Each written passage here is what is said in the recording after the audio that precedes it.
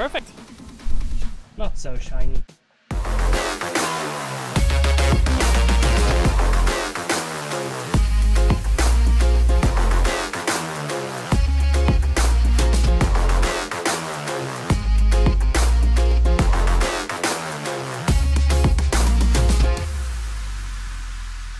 Hey YouTube, welcome back to another video, welcome back to another vlog.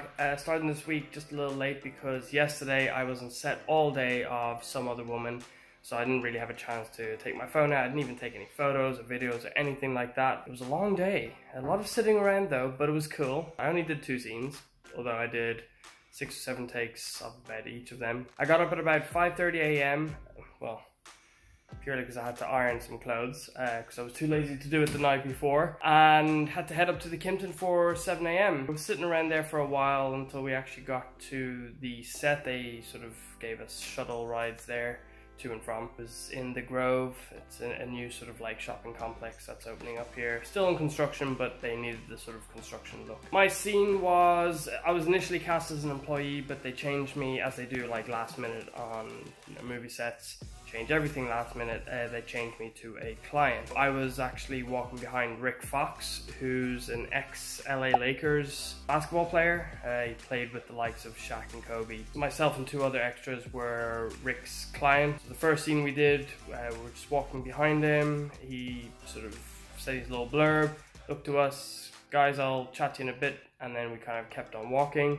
That was pretty cool. I was in another scene later that evening, sort of I think the final scene that they filmed yesterday, and again it was just a continuation. So we were just Rick's clients, he was kind of showing us the space, etc. Did about 6 or 7 takes of each. It was a cool experience. The sitting around was not too great, not really a whole lot you can do. It was really hot as well. I was dressed in like, you know, shirt and chinos. You can imagine how unbearably hot it was. Yesterday was also my birthday, so that's how I got to spend my birthday, and to be fair, it was 6-ish by the time I got home, so it was a long day. But what are the 2 best presents that any 31-year-old could get? Look at this.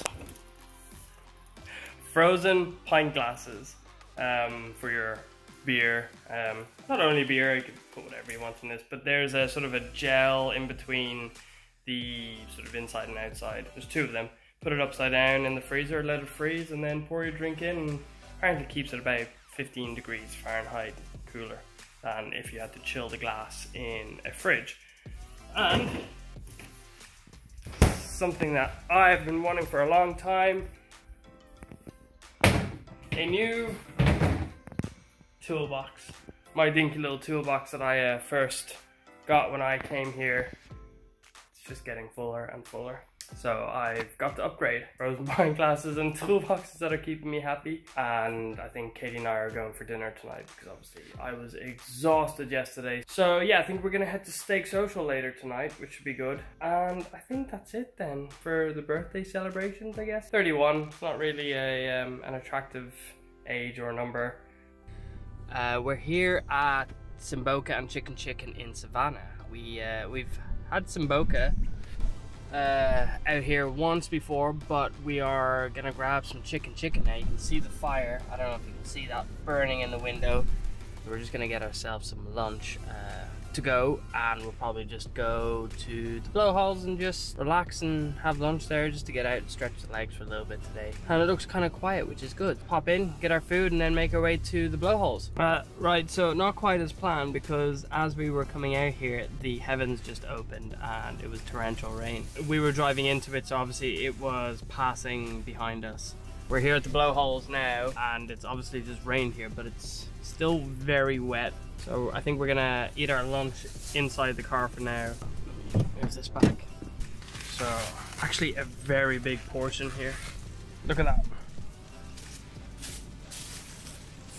I got a jerk Caesar wrap and then coleslaw on the side.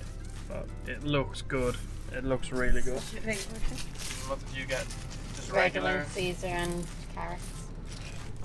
Their carrots are very good. You want to have some? No, I'm okay, thank you. But we have a good view here. They've like recently sort of leveled the surface of the road there, so we can park ourselves here and still watch. There's a lot of sargassum still here, which isn't great, but Nice view, I guess.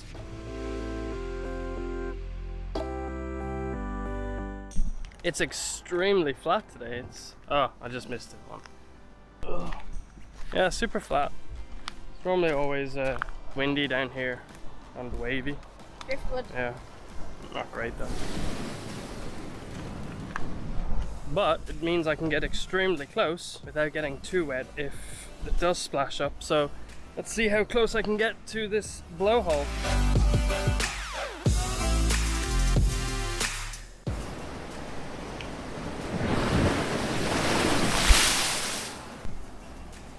I got soaked and there's another big one coming.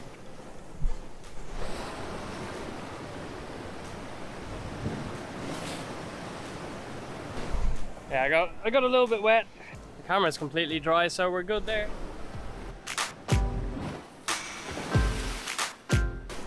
She warned me that I was gonna get wet, and I did. I wasn't expecting it to be that big.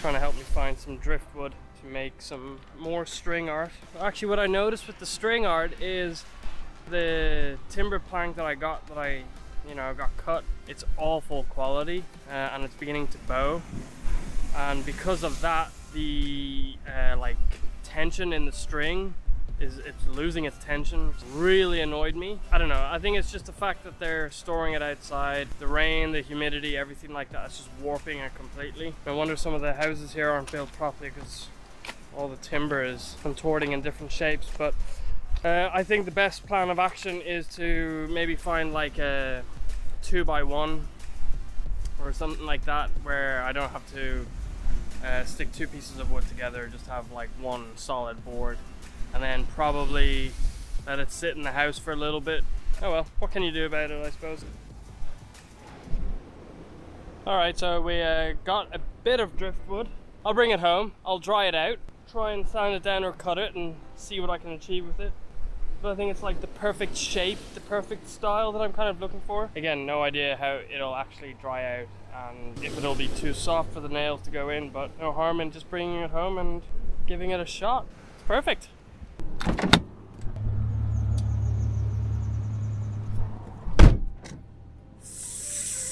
Squashed. You remember him from a couple weeks ago? Oh, do you think it's the same one? I presume so. I don't know. Maybe not. They all look the same. I'm guessing it's the same one, but it's dead now. Shiny. Not so shiny. A little bored today. Pickleball got cancelled because of the weather. The Ritz-Carlton love cancelling pickleball and tennis and all that with a slight bit of wind or rain. So I thought now that I have my new rotary buffer, I would do the headlights. So this is how it's done. So I've actually got a bit of company. Cheers. And we're using the cool pint glasses. I wanted to get this done and you wanted to go to the pool. So we compromised. I said, why don't you watch me and we have a beer while watching me? But you still have to come to the pool tomorrow. Maybe. Pending. Okay, so I'll get started. First things first, let's tape the area.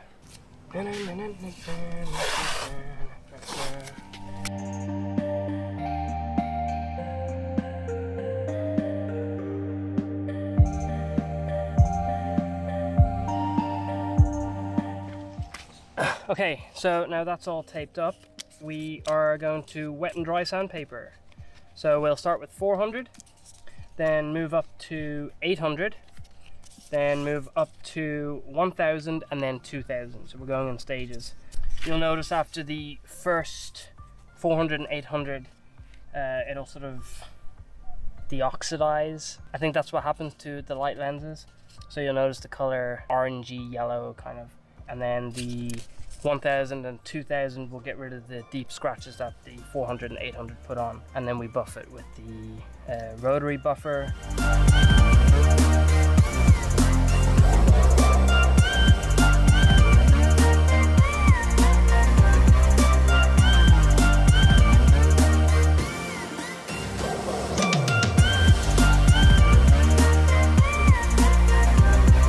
Okay, and that's all the sanding done. You can see how it's wet. It's semi kind of shiny. Once I peel off all the masking tape and just give it a quick rinse, wipe down and let it dry. Once it's dried, you'll see how hazy it is. You can actually see it's beginning to dry just a little bit here, so it's going a little bit hazy. The same here. Don't be alarmed with the haze. It's perfectly fine, it's perfectly normal. We'll let it get hazy and just make sure that it's a consistent haze, and then we'll get the buffer out and start polishing.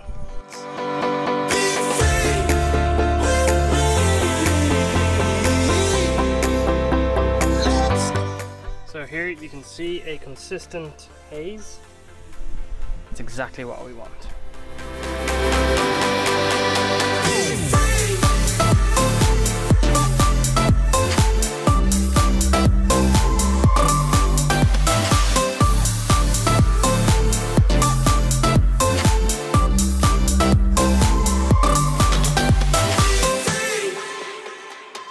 Now looking back,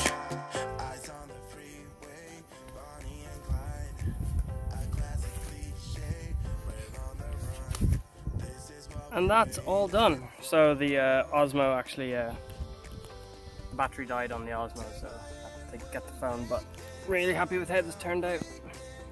Super shiny. Look at that reflection.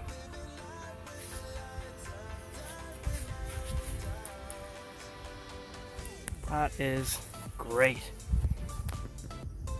Those orbiting buffers, they're a godsend. So we did 2 sort of passovers of scratch and swirl remover. Then I went for 2 passes of rubbing compound, 1 or 2 passes, I can't remember, of the hard shell wax. And we finished it with 3 passes of polishing compound. Get it on with the buffer and then wipe it off with the cloth, the microfiber towel. The results are absolutely stunning. So, I think I'm going to end the video there. Thanks very much for watching, really appreciate it. If you haven't subscribed, maybe consider hitting that subscribe button and hit the bell notification so you're notified every time I upload a video. If you did like the video, please give it a thumbs up. As usual, that helps the YouTube algorithm. And until next week, we'll see you then. Cheers. Thanks for watching. Don't forget to like, subscribe and share. Really helps the YouTube algorithm. Oh, and drop in the comments.